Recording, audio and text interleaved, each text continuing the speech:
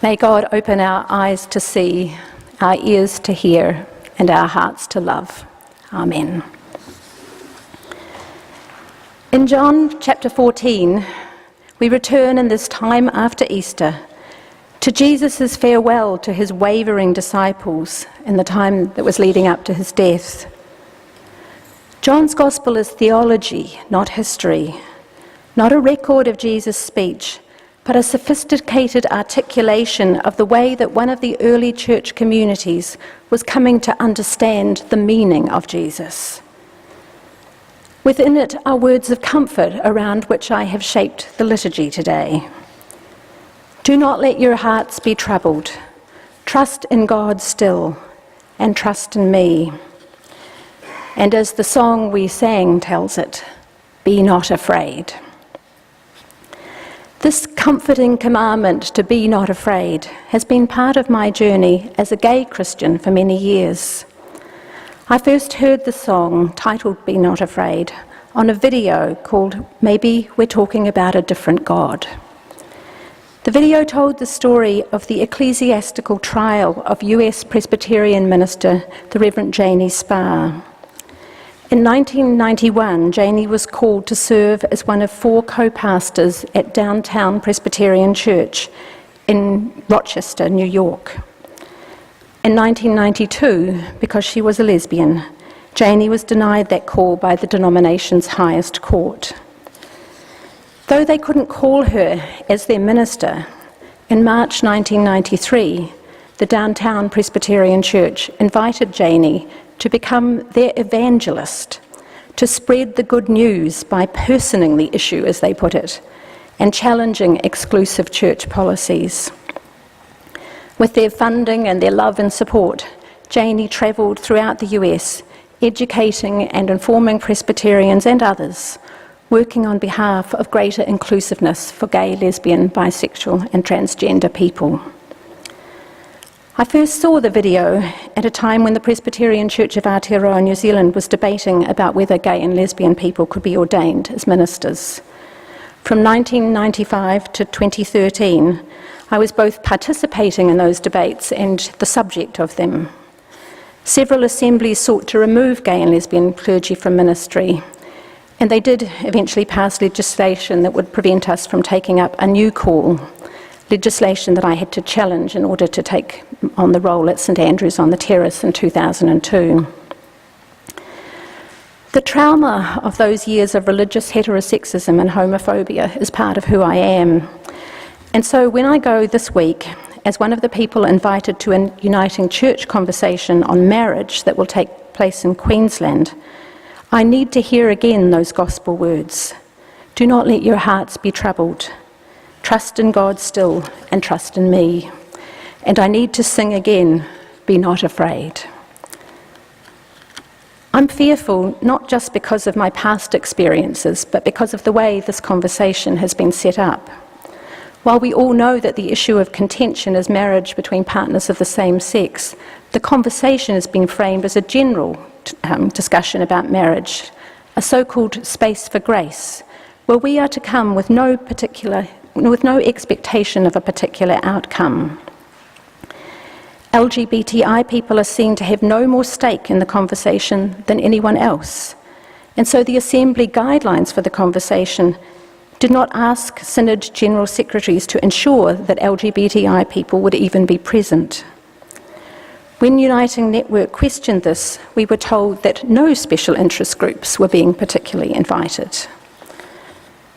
It is distressing to think that the only group who are currently excluded from the marriage rite in the Uniting Church is viewed as a special interest group, whose views matter no more than anyone else's.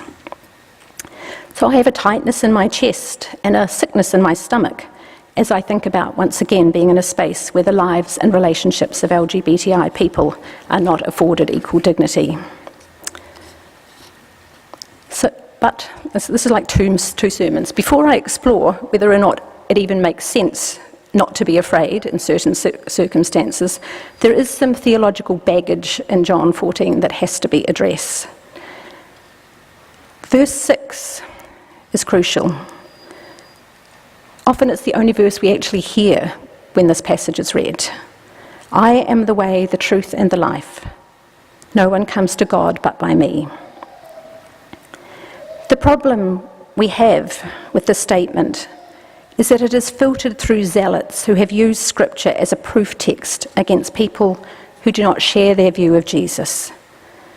For progressive Christians who value other faith traditions as paths to the sacred, this interpretation presents a serious problem.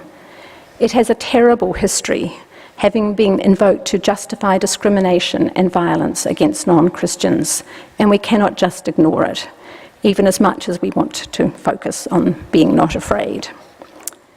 So, as always in biblical interpretation, it is important to understand context. The writer of the Gospel, probably a disciple of John's, is writing during the time of the Roman Emperor Diocletian, near the end of the 1st century, when persecution against Christians had become vicious and was being encouraged through most of the Roman Empire. The writer wants to remind his readers of the promises of Jesus, and the message that comes through loud and clear is that we are not abandoned, that we are not alone, and that the God of Jesus is like the Jesus that the disciples had known and loved, filled with love, forgiveness, and passionate for justice. These words, I am the way, the truth, and the life, were spoken to Jesus' closest disciples. No one in this context means not any of you. The disciples were adherents of a minority faith in a world filled with people of other faiths. Jesus was not speaking these words to Hindus, Muslims, or even to the Jews who did not believe in him. This text is not claiming that Jesus is the only way to God. This text states that faithfully taking the way of Jesus is done by following him, not by worrying about where the edges of the path might be. Faithful following of the way of Jesus will not make us hostile to people of other faiths or no faith. It will make us distinctly different from them, part of the rich fabric of human religiosity. Following Jesus means seeking intimacy and communion with God, practicing radical hospitality, and living out that belief that we are not alone, for we live in God's world.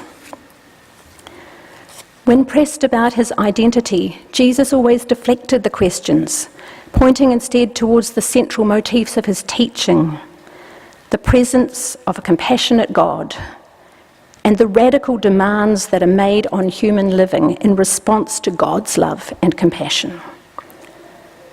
So our challenge is both to resist the use of these words for exclusion and violence, and also to hear them differently in our own lives. If these words can be read in terms of relationship with the sacred rather than describing a dogma to be believed, they can be an invitation to us to be also on the journey that Jesus charted. Jesus is the pathway into the depths of sacred self and neighbour relationship. This is the way into the mystery of our common existence. Jesus helps us understand the truth about this common existence. He uncovers what is hidden and brings to light the deepest dimensions of human existence. Jesus is life because he is the way and the truth by which God, self, and neighbour break their isolation and flow into each other. John Dominic Crossan paraphrased Jesus' claim as, I am the authentic vision of existence. I am the way, the truth, and the life. I am the authentic vision of existence. As Jesus challenged the domination system of his day, so these words contend with the powers and principality of our day. And so let me return to the words of promise and presence. Fear not, do not be afraid. Phrases from the post-Easter tradition of Jesus' community. What can they mean for us now? I don't think it means that we never need to be anxious or afraid. The early Christians for whom this passage was written had reason to be afraid, and suffering continues today in our world. Misery in many parts of the globe makes us deeply troubled, not only for ourselves but for others who are undergoing the terrors of war, dislocation, genocide, and natural disasters that destroy livelihoods and families. We watch the unhinged machinations of the US president on the global stage. So many people are dying in domestic violence situations in Australia. Young people, especially kids, are killing themselves, and especially Indigenous kids kill themselves in epidemic proportions. We contend with unpredictable weather and a natural environment that can inspire in one moment and destroy life in the next. And we contend with an economic and political system that operates with what seems like utter disregard for the poor and the powerless. It is sometimes difficult to remember that we are in Eastertide. We are troubled, we are fearful, we are afraid. And sometimes fear is appropriate, sensible, and life-saving. When I first saw the image that is on the front cover of the Order of Service, I thought about the difference between appropriate fear and fear that limits our lives and our encounters with others, between the fear of a disaster that moves us to be as safe as we can and the fear that paralyses us and limits our ability to live full lives. The symbol is a mock-up of the London Underground sign, the word underground being replaced with "We are not afraid." And it was done following the terrorist bombings in July the 7th, 2005, I think. Of course, the people of London were afraid, as were people in Sydney after the Martin Place siege, as people are now in the face of lone wolf terrorism in London and other European cities, as people are in Gaza, in Syria and Iraq, as are people who make their way to Australia from their homelands as refugees and asylum seekers. Life, predictable and relatively safe, is no longer so after violence or environmental disaster. Of course we are afraid. And yet, the sign speaks of another human tendency, a resistance to letting fear limit our connection with one another. When I first saw the "We are not afraid," I thought, is this just bravado, a denial of our natural response, a failure to face the reality of danger? But as I've reflected on it and on the words of Jesus in John's Gospel, I think the assertion has a different quality. It is an act of resistance, a refusal, not just of fear, but of a reaction that separates people from one another, of our tendency to be fearful of people who look, act and believe differently from us. In spite of the violence, the fear, the chronic anxiety, we are to keep taking the train. We are to hold to the way that trusts that love is stronger than hate, that life is stronger than death. We can accept the invitation to live untroubled and unafraid, not because we deny the disasters or the violence or the exclusion, because we sense that the spirit of compassion can still ensure that there are many rooms, that hospitality makes welcome the stranger in an earthly dwelling place that has room for us all. Room for us all. Today, these words, heard in the midst of the realities of injustice in our world, remind us, as Mary Oliver does, that we must also live fully, breathing the air, taking our old or young bodies out into the morning sun and singing. Trust that God is the way Jesus spoke of and lived out. Trust in the God of compassion who assures us that there's a place for us. Know that the meaning of life is to share that compassion in the world, that there's a place for all.